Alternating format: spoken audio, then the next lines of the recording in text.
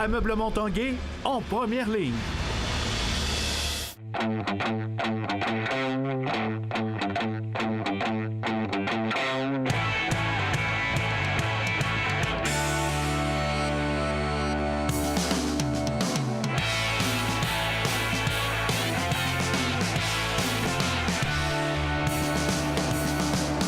À tous, un bon mardi. Bienvenue à l'Esprit sportif. Dans l'émission aujourd'hui, un reportage en compagnie d'Anne-Catherine Tanguay, la golfeuse de Québec qui débute demain, jeudi, sa saison à temps plein sur la LPGA. Mais d'abord, parlons des Remparts de Québec qui ne disputeront leur prochain match que samedi à Sherbrooke et dimanche ici au Centre Vidéotron contre Drummondville. Cette semaine, ils en profiteront pour s'entraîner afin de peaufiner évidemment leur préparation en vue du dernier droit de la saison menant aux séries. Rencontre avec le DG et entraîneur-chef des Remparts, Philippe Boucher.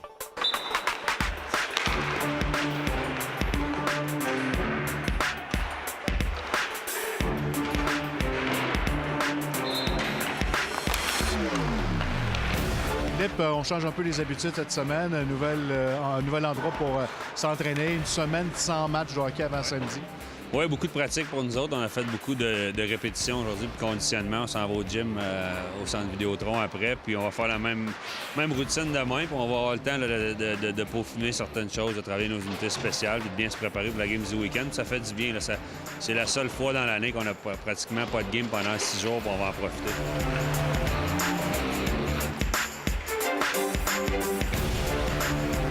Mathieu qui est en vert ce matin, c'est sérieux? Non, mais une petite blessure là, survenue en début de match à Saint-Jean, puis on va faire attention, mais il va être fidèle au poste ce samedi. Là. Potential 2-1-1 at the blue line. Gregor McLeod cuts to the middle. Shot! Score! Has a man in front. It's Boucher hesitating, and he scores. Matthew Boucher, the Rempart captain. Ça revient un petit peu sur le périple dans les Maritimes. T'es satisfait en gros du périple?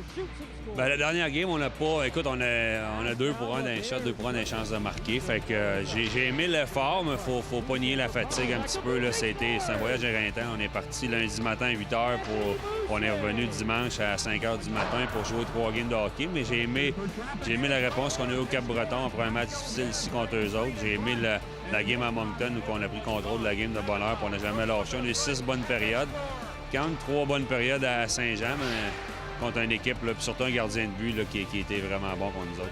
Throwing it across to Pico. The wrist shot, they score! Knocked down by Gregor McLeod along the way. Tes vétérans, tu leur avais demandé un petit peu plus là, pour ce voyage-là. Est-ce que tu as eu une bonne réponse? Oui, j'ai aimé ça. McLeod était très bon sur la route. La Berge a bien joué. Boucher et Kourachev ont eu des bonnes games aussi. Kourachev a vraiment joué du bon hockey. Il est parti là, pour le Prospect Game. J'espère que c'est une autre expérience qui va lui faire du bien. Mais oui, Antoine Samuel était bon, par l'arrière, on était bon. Puis si on veut continuer sur la même veine, on est un groupe qui joue en équipe. On a besoin de tout le monde. Bon, on a eu tout le monde sur le voyage. On peut parler que c'est le dernier droit là, avant la fin de la saison. L'objectif, c'est quoi? C'est de terminer avec l'avantage d'Atlas pour les séries? Bien, c'est ce qu'on avait dit. J'aime pas les prédictions, mais ce que j'avais dit au début de l'année, on a du travail à faire. C'est tellement serré. Mais oui, on aimerait ça commencer à la maison, au Centre Vidéotron, devant nos partisans pour les séries. Mais l'objectif, c'est le comment. C'est comment qu'on fait les choses. On veut bien faire les choses. Aujourd'hui dans la pratique, demain dans la pratique, être prêt pour samedi, puis d'arriver fin prêt, le make hockey du printemps. Même si on a l'air loin du printemps aujourd'hui, le make hockey de printemps arrive, les séries arrivent pour être fin prêt. Là. Ce sera difficile de grimper? On va voir, là. On a un petit peu plus de game de jouer que certaines équipes. Batters était derrière nous. Tout le monde s'attend que Batters finisse en avant. Victo a fait le nécessaire pour probablement là, aller essayer de chercher le titre de la division, même si Rimouski joue bien. Puis on n'est pas loin en arrière. Fait que ça va...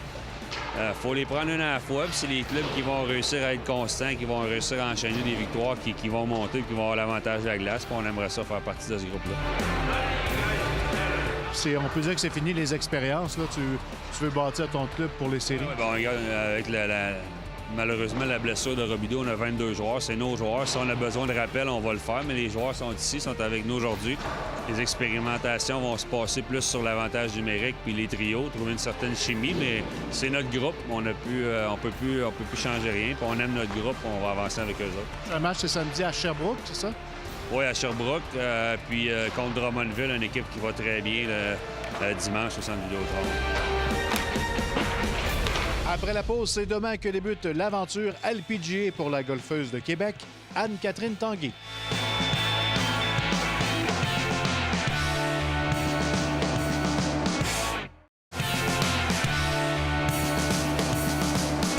C'est demain aux Bahamas que la golfeuse de Québec, Anne-Catherine Tanguay, entreprendra sa toute première saison à temps plein sur le circuit de la LPGA. C'est grâce à une saison de rêve en 2007 sur le circuit Simichua qu'elle pourra affronter cette année les meilleures golfeuses au monde. Reportage.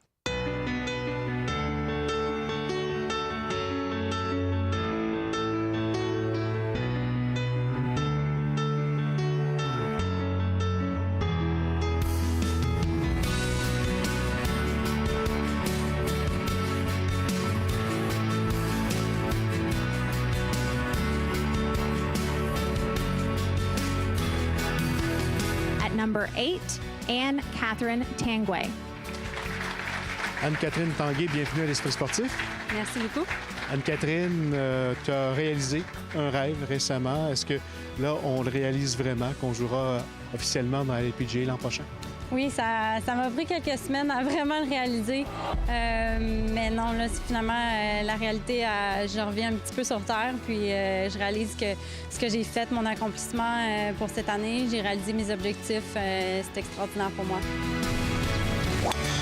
Les 6 top 10 cette saison, ta victoire à Kansas, c'est ce qui fait que tu te retrouves maintenant avec ce laissez-passer? Oui, puis je pense que pour réussir à aller chercher son top 10, ça prend de la constance. Puis on a regardé dans les années passées qu'est-ce que ça prenait exactement comme résultat. Puis on a vu, il y a certaines filles qui n'ont jamais gagné puis ont fait quand même le top 10, même par exemple, la fille Benyapa qui a fini la première sur le Money List cette année, elle n'a pas gagné de tournoi. Donc, c'est sûr que moi, j'avais pour objectif d'aller gagner un tournoi, mais on ne savait pas nécessairement si ça allait arriver. Mais je pense que d'avoir réussi à me mettre dans cette position-là, surtout au début de l'année, je me suis donné beaucoup de chance. J'allais faire deuxième, troisième position. Puis je pense que ça m'a vraiment donné un goût. Puis j'ai réalisé que j'étais capable de le faire, je pense, puis que j'étais vraiment de calibre. Puis ça m'a donné la confiance d'aller pouvoir gagner en fin de saison. Une des forces pour moi cette année, ça a été ma frappe de balle. Puis j'ai été extrêmement constante pendant l'année. Je me suis donné beaucoup de chance. Puis je pense que les fois où j'ai eu des meilleures performances, c'est quand mon putting a bien allé, a bien été mieux que certaines semaines. Donc je pense qu'il a fallu vraiment rester patiente parce que j'ai travaillé fort. On a changé de putter pendant la saison finalement pour revenir au même au début de l'année. Puis ça prouve juste que quand il y a quelque chose qui marche, on le change pas. Tu as goûté à la LPGA en 2016. C'est quoi la différence en 2016 et maintenant pour 2018? Oui, j'ai goûté à la LPGA. J'avais un statut conditionnel, donc j'avais joué 10 tournois. Puis là, je pense que pour moi, c'est enfin l'opportunité que je peux avoir d'aller jouer sans pression un peu parce que, tu sais, je suis garantie d'aller jouer, on parle peut-être de 15 à 20 tournois. Donc, je pense qu'il y a moins la pression, pas de performer. C'est sûr que, tu sais, je vais avoir mes objectifs puis à suivre, puis je veux rester focusée là-dessus. Mais de savoir que je vais avoir un petit peu plus de temps, un petit peu plus de place, tu sais, pour prendre ma place sur ce circuit-là. Parle d'équipe, il y a Jean-Hubert, ton chum, ton fiancé, qui est également ton cadet. Il y a une grande partie également là-dedans. Ça a été important pour toi de l'avoir à côté de toi cette année? Oui, ça a été tellement important. Puis je pense que beaucoup pour le support émotionnel. Puis ça a été une année qui a été extrêmement très stressante puis difficile aussi. Juste de gérer toute la pression puis gérer tout ce qui vient avec. Puis pour moi, de l'avoir avec moi, ça fait une grosse différence. Puis autant sur le terrain de golf qu'en dehors du terrain de golf. Parce que c'est sûr que sur le terrain de golf, je focus sur frapper ma prochaine shot puis il m'aide beaucoup aussi de ce côté-là. Mais c'est le soir aussi de gérer, mettons, la journée si on a une moins bonne journée, puis de se préparer, puis de réussir à aller bien faire la journée d'après. Donc, toi qui es golfeur et cadet, la grosse différence maintenant, ça va être quoi? En fait, c'est de continuer de faire les mêmes choses. Anne-Catherine, elle démontre vraiment une belle progression. Son jeu est extrêmement bon. On n'a pas besoin de changer beaucoup de choses. Elle a besoin de peaufiner quelques éléments, mais juste de continuer à faire les mêmes choses va lui permettre d'avoir du succès sur la LPGA, j'en suis convaincu.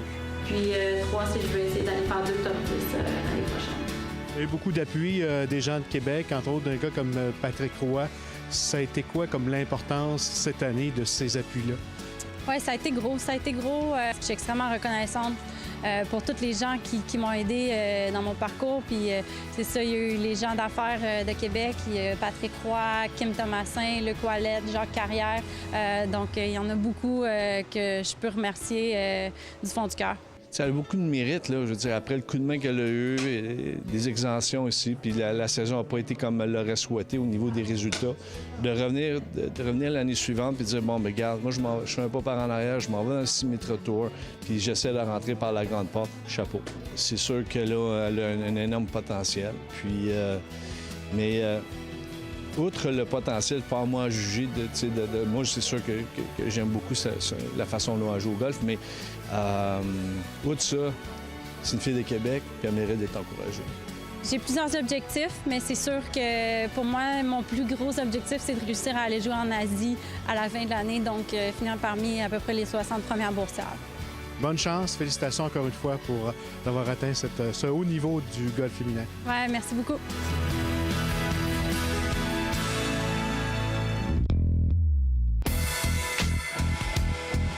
C'est la hockeyeuse originaire de Beauceville, Marie-Philippe Poulin, qui a été choisie comme capitaine de l'équipe canadienne de hockey féminin pour les prochains Jeux olympiques de Pyeongchang. Âgée de 26 ans, la Québécoise succède à Caroline Ouellette, qui arborait le C aux Jeux de Sochi.